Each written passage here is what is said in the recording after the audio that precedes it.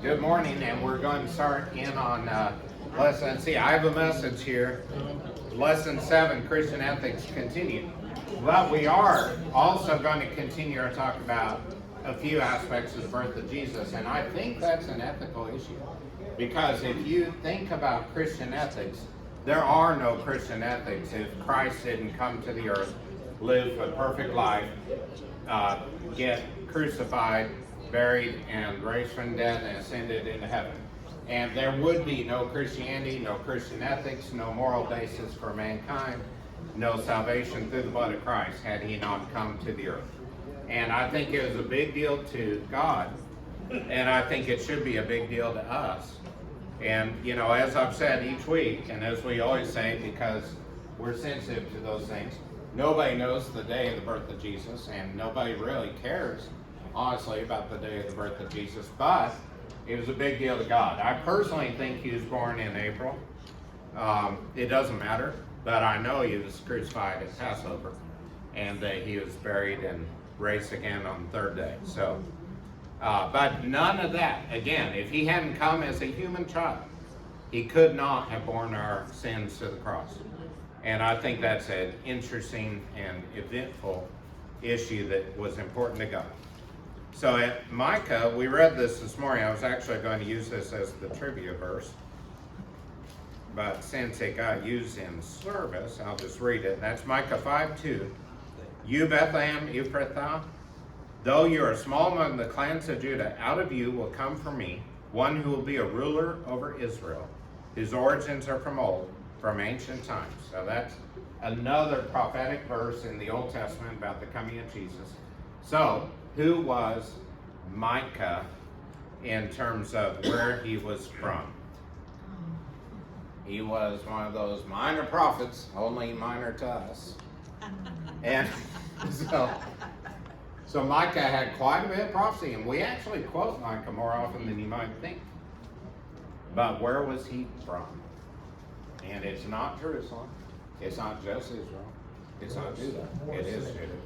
Yeah, Morisheth. Okay, so let's look at Micah 1. That's the easiest way to find things like that, is to look at the first verse of the book. Micah 1:1. The word of the Lord that came to Micah of Morisheth during the reigns of Jotham, Ahaz, and Hezekiah, kings of Judah. The vision he saw concerning Samaria and Jerusalem. So just as a side thought, if he was a minor prophet who really didn't do much, why would he have served over 3 kings in their era? And Hezekiah was a king for a long time.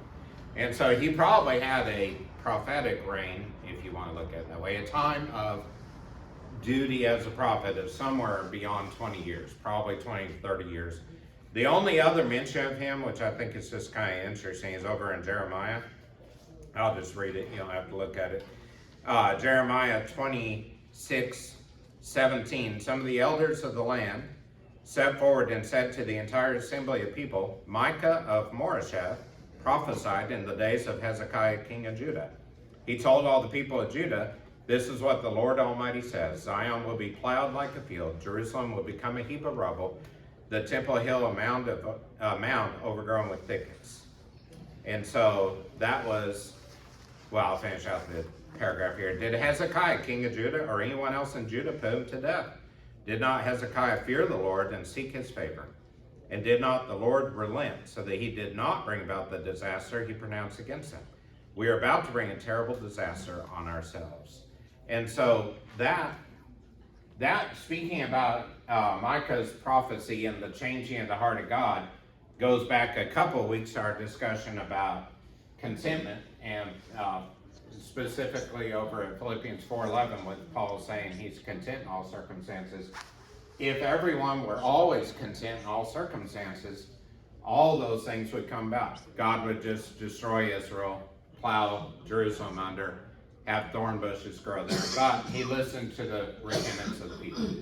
So I think it's important that we realize that we can, by our God-given means of communication with God, through prayer, through a change of heart, through repentance, through recommitment, through obedience, that I believe we can bring about changes too. And to be content is not to be stuck. And remember, a couple weeks ago we talked about the Lord's Prayer, that if he taught the disciples pray, if Jesus taught the disciples pray and said, give us this day our daily bread, rather than let us be content to starve each day, I think there is meaning behind asking God for what he provides. Not excessively, don't give us today our excessive banquet so we can overfeed and be sick, but give us today our daily bread so we can have subsistence. And I think that's very valuable. Let's go over Luke, where we were talking about last week very briefly about the Magi. I kind of did the brief teaser on it. This week we should read it. And as soon as I refind what I'm talking about, let's see. Did I say Luke? Where am I? You said Luke. I did, didn't I? Bummer. All right, so let's look at Luke though. And for some reason I suddenly can't Luke find 2? the Magi. Yeah, Luke 2. Aha. Yes, okay, we're at Luke 2. I'll turn the lights up. Yeah, thank you. That's I knew there were words in this book up here. Yeah. All right, I'm going to just read a couple things real quick that pertain to timing, because we talk about, the birth of Jesus, timing dates, the execution and burial, resurrection of Jesus. Luke 2:1. In those days, Caesar Augustus issued a decree the census should be taken of the entire Roman world. This was the first census that took place while Quirinius was the governor of Syria. Everyone went to his own town to register. So that was, of course, why Joseph and Mary went to Bethlehem, to their hometown, according to tribal descent, and registered. So when did Quirinius order the census? Anybody got that handy footnote?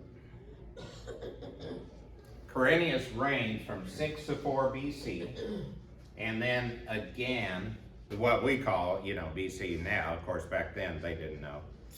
But by other history. And then he reigned again in AD 6 through 9, and there's a reference over in Acts 5 to the second census.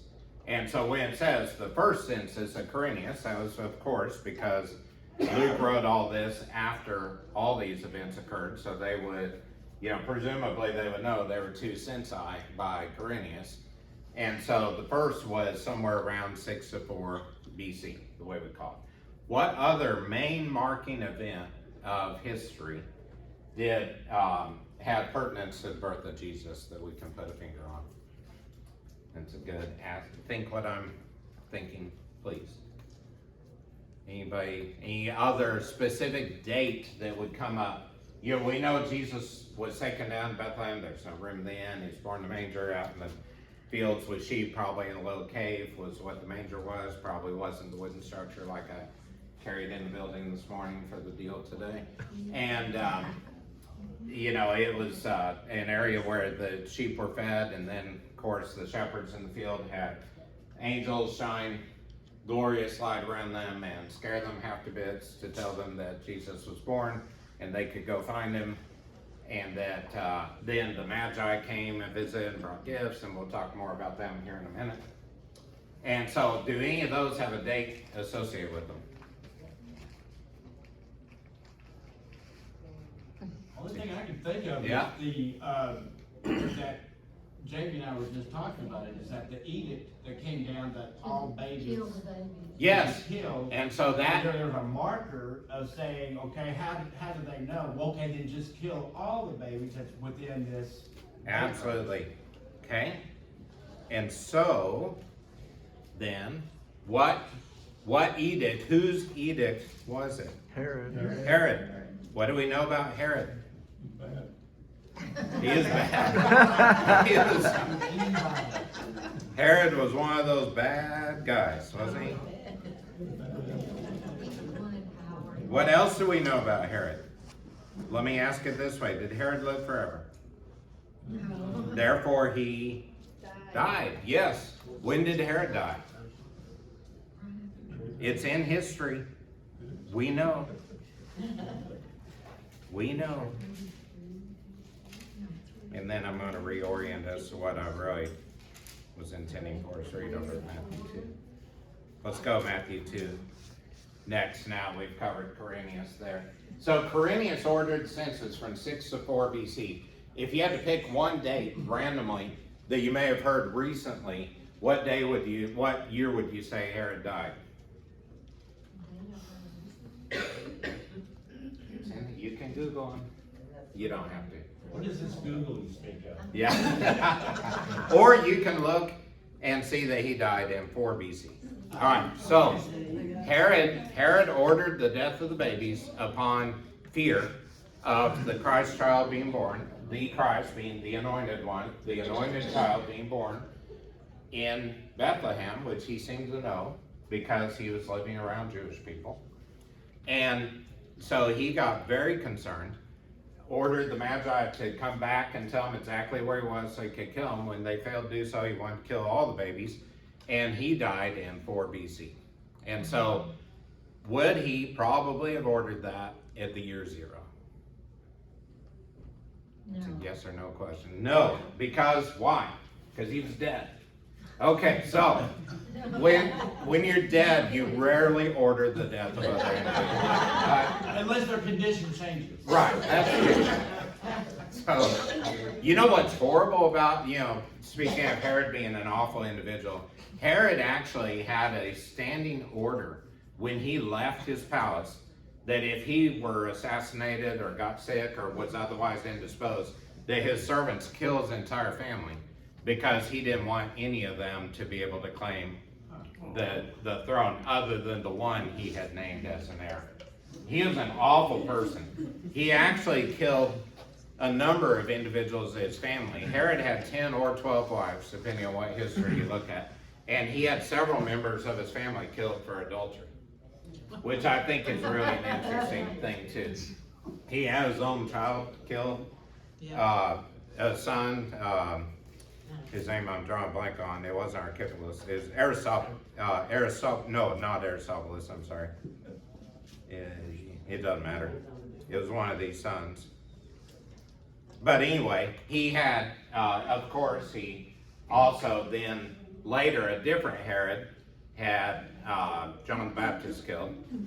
Different Herod involved in the book of Acts. But Herod the Great was the name of the king that was put in place by the Roman Empire to rule over this area at the time that Jesus was born. So we're going to go back to Matthew 2 now and read about that. So Matthew 2:1. After Jesus was born in Bethlehem in Judea, during the time of Herod, so if he was born during the time of Herod, that must have been prior to or including 4 BC, correct? Okay. Just orient, because the census happened from 6 to 4, and the death of Herod was in 4, and so he at 4 BC. So sometime in there, after Jesus was born in Judea, during the time of King Herod, Magi from the east came to Jerusalem. So, sorry about the Magi real quick. Last week we just referenced that, we all know the song, We Three Kings, Orient Are, all that. And, and we always view the image of like 3 guys walking in silhouette, because we all know exactly what their facial features were.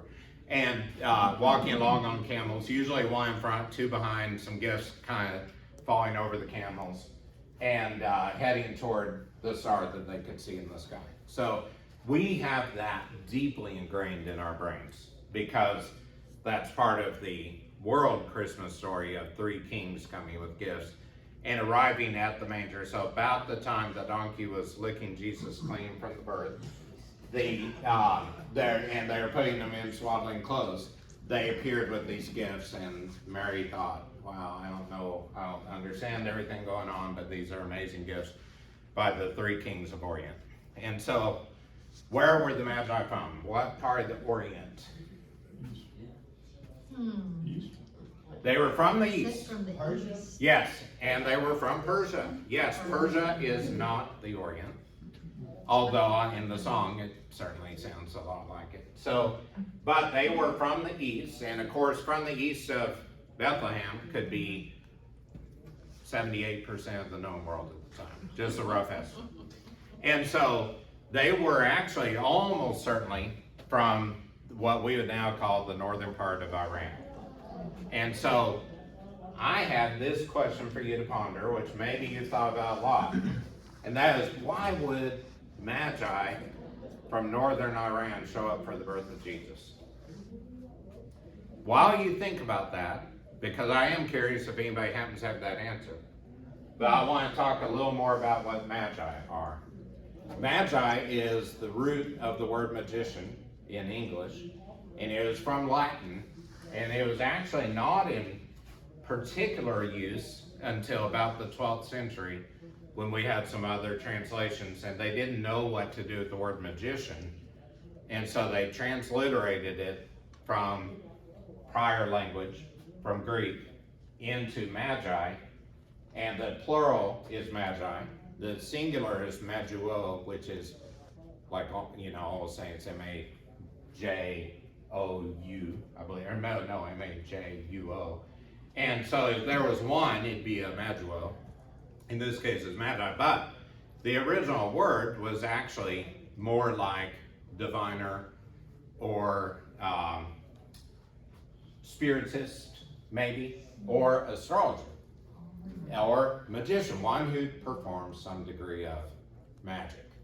And that's one reason I think they got kind of changed magi over time, or even kings, because who wants to think about some astrologers out there, or magicians, or diviners, all of which are spoken against in the Old Testament? Why would they come to celebrate the birth of Jesus? Yes? Didn't they, they studied the heavens, the stars. Uh-huh. So didn't somewhere in the heavens they saw that some great thing was to occur? We'll read it. Yes. So, so the answer is, and the comment, just for the clarity of the tape, was, didn't they read the stars? And yes, as astrologers, I'd say so. Probably as diviners, probably. As magicians, almost certainly. And so, I think it was that they knew of a glorious appearance that the people, even in Jerusalem, 7 miles away, didn't seem to understand.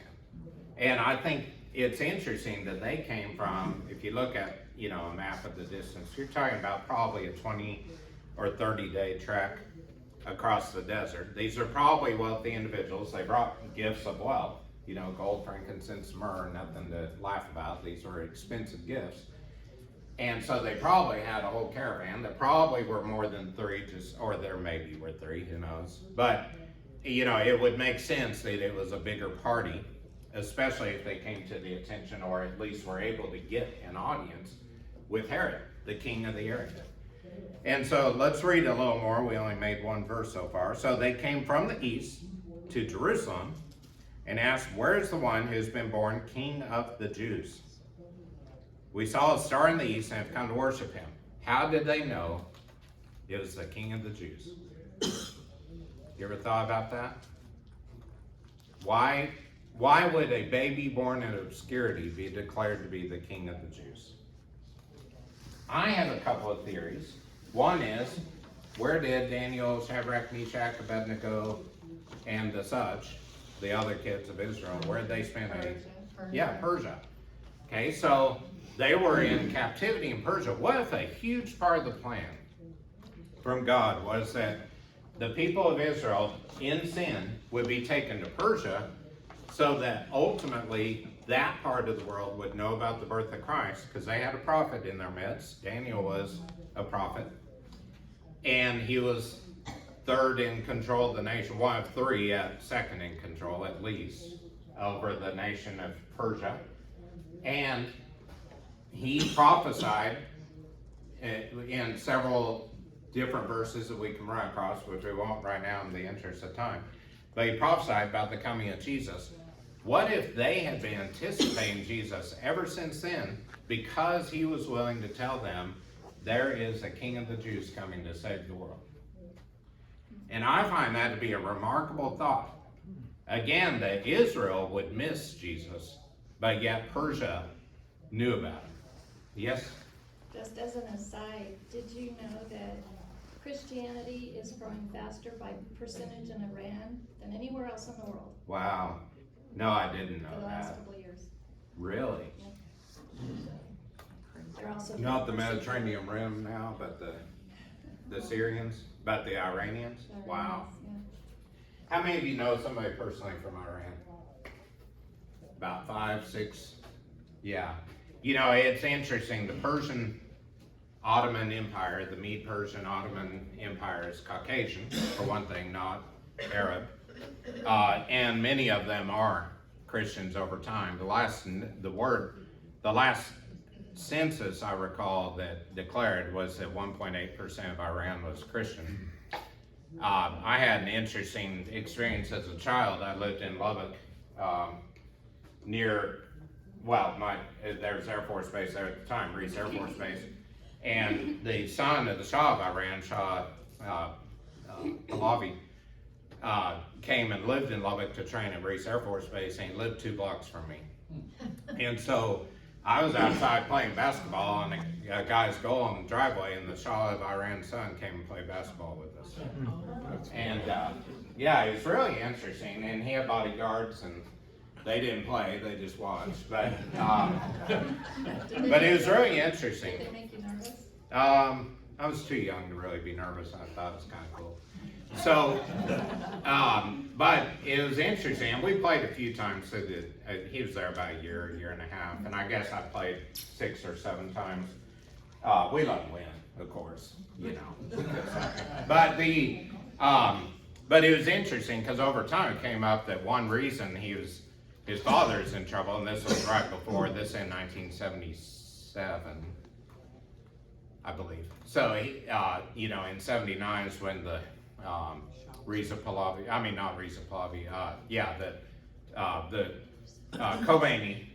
Khomeini took power and had the rebellion. Then they captured the 444 Americans who were there, held hostage still 12 seconds after Reagan became president. But they were hostages for 444 days. I said 444 hostages. It was 444 days. I think it was 97 hostages. But anyway, all that's distant history to some of us. But I thought it was interesting. He said, as long as Iran is a Christian nation, Iranian American politics will be great. And then, of course, Iran fell to Muslims and, you know, has really been a mess ever since. They're executing people right now for political reasons. And so I think it's interesting that when Christ is the center of a place, like Persia, that you maybe wouldn't expect. And I'm happy to hear Christianity is growing again. I think it's amazing the effect on the people and on peace. Okay, we have about a minute to finish the rest. So when King Herod heard this, he was disturbed. So he heard that there was a star in the east. They came to worship the baby, the King of the Jews. It doesn't say we came to bring gifts.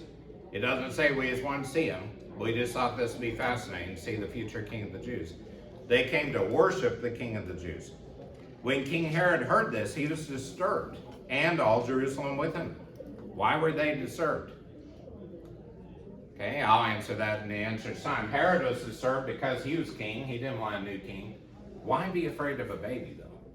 Maybe because a world power was coming to worship him, you know? I mean, think about that in terms of the effect. It's different than hearing, oh, there's a baby born in Bethlehem today. It's a little different than when you hear the baby was born because God wanted to point out to people from Persia that his son was here, and to the shepherds, and to Mary and Joseph, and, you know, work it all the way he had prophesied it would work. And the people of Jerusalem were worried about this because they missed it. They didn't have their eyes open to see that the Messiah was among them. When he had called together all the people's chief priests and teachers of law, he asked them where the Christ was to be born. In Bethlehem in Judea, they replied, for this is what the prophet has written. But you, Bethlehem, in the land of Judea, are by no means least among the rulers of Judah, for out of you will come a ruler and will be the shepherd of my people Israel. That's Micah 5:2, we just read. So Herod called together the leaders of the Jewish people. Well, where's he going to be born? Well, in Bethlehem. So they knew that because of that prophecy. Then Herod called the Magi secretly and found out from them the exact time the star had appeared. He sent them to Bethlehem and said, go and make a careful search for the child. As soon as you find him, report to me so that I may go and worship him. don't think that Herod intended to go worship him. After they heard the king, they had heard the king, they went on their way, and the star they had seen in the east went ahead of them until it stopped over a place where the child was. How many stars do you know of that move from place to place to guide somebody? And I'll tell you, there's no other, because the reason stars are used for navigation is they don't move from where they are. The earth moves, but the star is the star that's sitting there, and you can navigate based on the stability of the star. So this was a moving star, something I'm sure they'd never seen. So when they saw the star, they were overjoyed. On coming to the house, they saw the child with his mother Mary, and they bowed down and worshipped him. And they opened their treasures and presented him with gifts of gold and incense and of myrrh. Having been warned in a dream not to go back to Herod, they returned to their country by another route. So I think that's all just very fascinating, that Persian royalty, Persian magicians maybe, would come and worship Jesus and bring gifts to him. When they had gone, the angel of the Lord appeared to Joseph in a dream. Get up, he said, take the child and his mother and escape to Egypt. Stay there until I tell you, for Herod is going to search for the child and kill him. So he got up, took the child to his mother during the night, left for Egypt, where he stayed till the death of Herod. So was fulfilled what the Lord said through the prophet, out of Egypt I called my son. When Herod realized he had been outwitted by the Magi, he was furious, and he gave orders to kill all the boys in Bethlehem and its vicinity who were 2 years old and under, in accordance with the time he had learned from the Magi. Then what was said through the prophet Jeremiah was fulfilled. A voice is heard in Ramah, weeping in great mourning, Rachel weeping for her children, refusing to be comforted because they are no more. After Herod had died, an angel of the Lord appeared in a dream to Joseph and said, get up, take the child and his mother, and go to the land of Israel, for those who were trying to take the child's life are dead. So, sorry, we got to wrap up here real quick, but I think it's interesting that he asked, when did you first see this star? They had a long journey. Who knows what other duties they had, or who knows what. But I think that by reading that they took the gifts to a house as opposed to the manger in the field. Although maybe Jesus was born and then moved into town, into a house by somebody's mercy, we don't know. But with all that happening, it sounds to me like probably the Magi arrived later, had a 2-year window since they had seen that star. And that's why Herod had the children killed who were 2 and under in Bethlehem and the surrounding area. And you might consider Jerusalem to be the surrounding area, 7 miles. That's not that far. And so I think it's interesting to think about the way this was presented internationally to Gentiles who maybe were sinners, who were diviners, magicians, astrologers, maybe didn't have faith in God, except they knew when God came to them. They knew when they had the dream that said, stay away from Herod. They knew that that was something they had to do. And I always have found that to be a fascinating aspect. The birth of Jesus was not obscure.